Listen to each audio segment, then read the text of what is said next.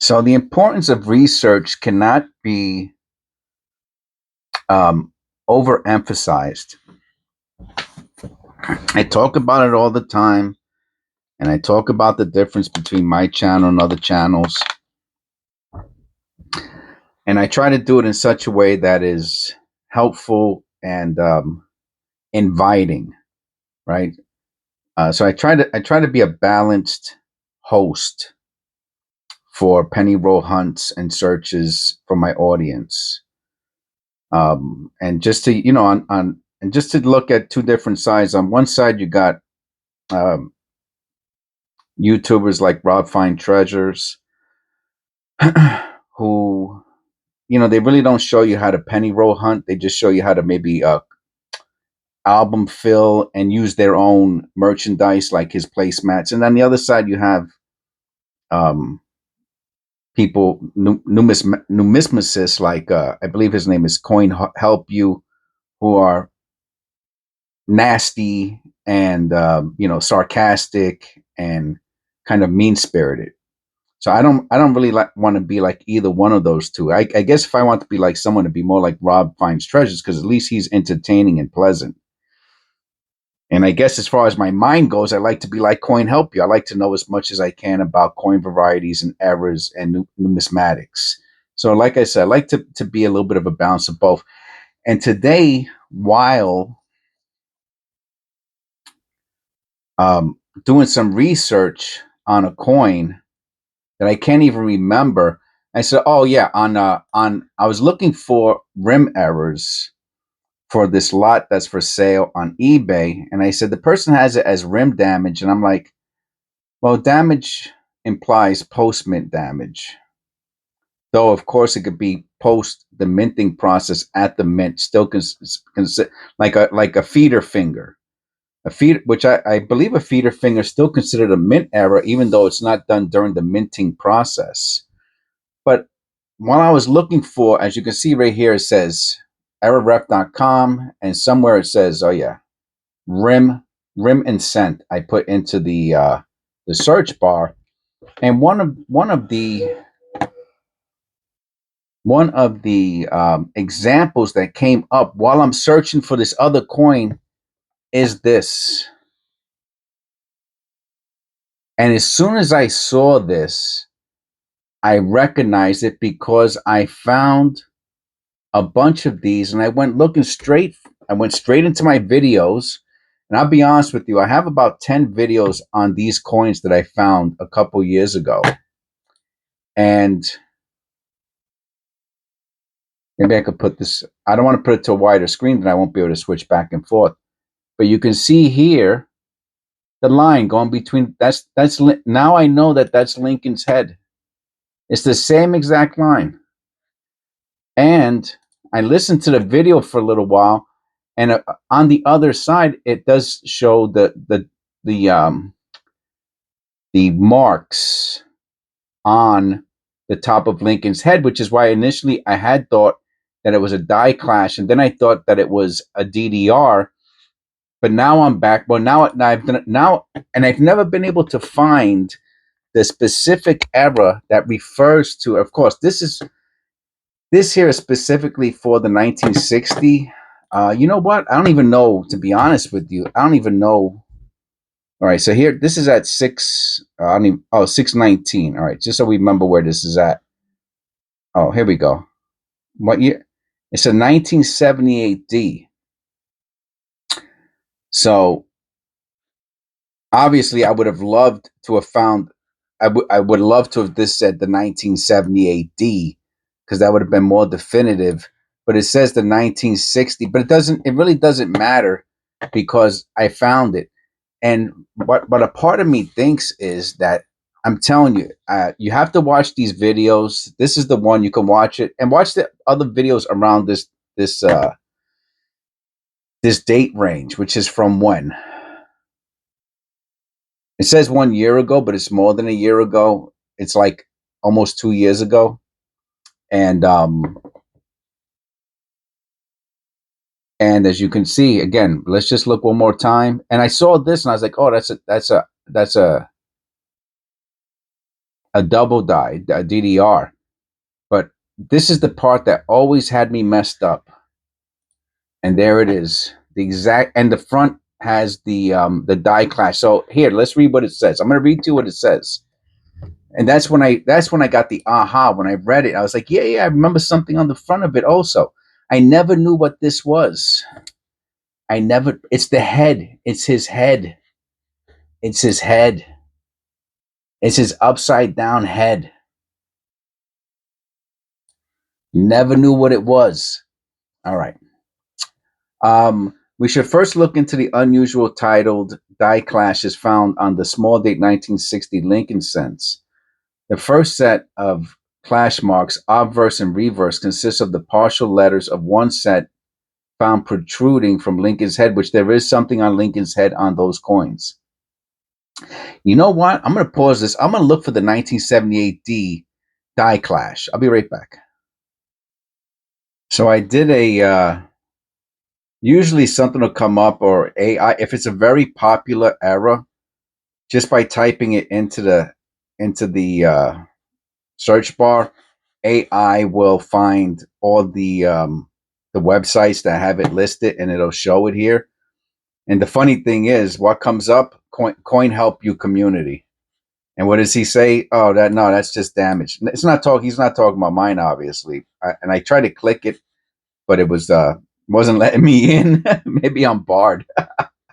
Anyway, so back to this. So this is it. I am relatively sure within it looks exactly like it, except for mine is much, much, much stronger. Even though I have to say, right, if that's the head, why does it come down? What's this coming down here like that? And this here, it's super. And I have 30 of them. I counted them the other day. I think 30 or 31 or 2, something like that. About 30 of them. So they came from all of the same die. This is one of the craziest, and they're in tremendous, tremendous condition. Let me see if I find it. Look at the condition of this coin. Oh, I didn't even notice this. Let me go, not full screen, theater mode. I didn't even realize this. That looks a little bit die clashy there also. Tremendous, tremendous, tremendous condition. They all look like this, like MS. I never cleaned them or anything. MS 60 something. But let me get out of this. Look at some other views of some of these coins. Here it goes again. Look at that. Have you ever seen anything like that before? It's so tremendous. So tremendous. I have 30 of them. So I'm assuming it's a die clash. It really is reminiscent of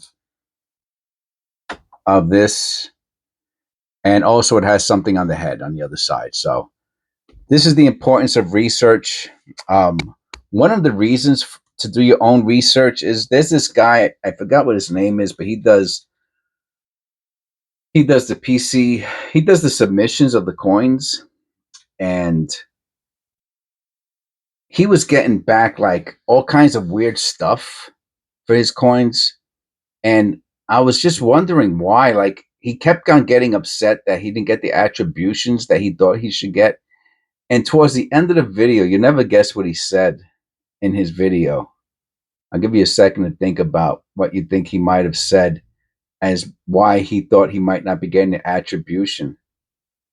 And I was just shaking my head. I mean, he does a lot of wrong things about. He knows he's the one who does the cleaning, the coin cleaning. He has a great channel. He does great videos, editing, and all of that, thumbnails. He said that he didn't write in the when he in his submission of the coins, that he didn't write, because there's a place where you can write notes and you put in what you think it is, right? You want to let them know what to look for. He said he didn't do that for any of his coins. He didn't write down, like, for this one, I'm going to write, I'm definitely 100% sending all of these pennies to get graded. They're in great condition and they all have an error. And I'm going to write, die clash slash or DDR. You know what I mean? And so that they know what I'm expecting. You know, I'll let them do the whole thing with the not restoration, the I forgot the word, the coin, the way they do that coin cleaning, and not reconditioning. You know what the word is, anyway. And but I'm gonna let them know what I think is there.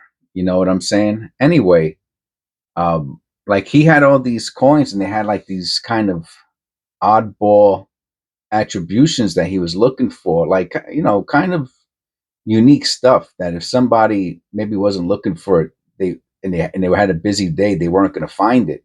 So he wasn't help. And what he even said it, he goes, I'm paying them to do it. I shouldn't have to pay them, tell them what it is they're looking for. They should be able to find it on their own. They're supposed to be professionals. And I'm like, and as soon as he said that, everything just came together like, dude, what are you doing, man? You're playing games. Just tell them what you think is there, man, and see if they find it or not. Let them tell you that they don't think that's it. But he didn't even want to do that. He was such a hard liner on what how they should behave for professionalism. And I agree with him, but ultimately it looks like it screwed him.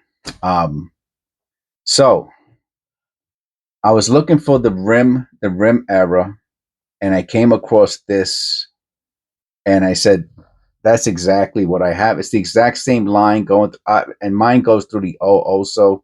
So I'm pretty sure that's what it is. And even here, look at this on the E. I don't know if you can see this or not. There's a little line over here on the E that I was just pointing to.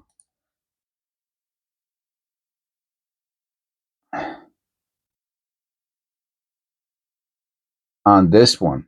This one is so crazy, man. What a crazy, crazy, crazy die. And it's so crazy that it confuses me. And you could tell, it's a mint error. It's behind the letter, right? So it's a mint letter. It's a die error. It's a damaged die. The die is damaged that made this. And I'm almost wondering, and tell me if you agree with this. This is going to be my final thought on this. So I do think it's a die clash now. Super severe, severe, severe die clash. I think that this was so severe that they caught it. And I just don't think there's many examples out there. Like the one on the 1960 that they were showing in Arab Ref, there could be hundreds of thousands of them, right? It's very light, it's not very noticeable, and it could have went on for hours before their quality the quality assurance caught it, quality control. This one here, it's so severe that it would not surprise me if like it made a few and something happened to the die, it moved around, and like something happened in the machinery to the point where they're like, hey man, that something's wrong. Anyway, I just want to share that with you. This is probably is the absolute most awesome finds that I've ever had penny roll hunting. Again, I think they're all about anywhere between MS62 and 66, 67.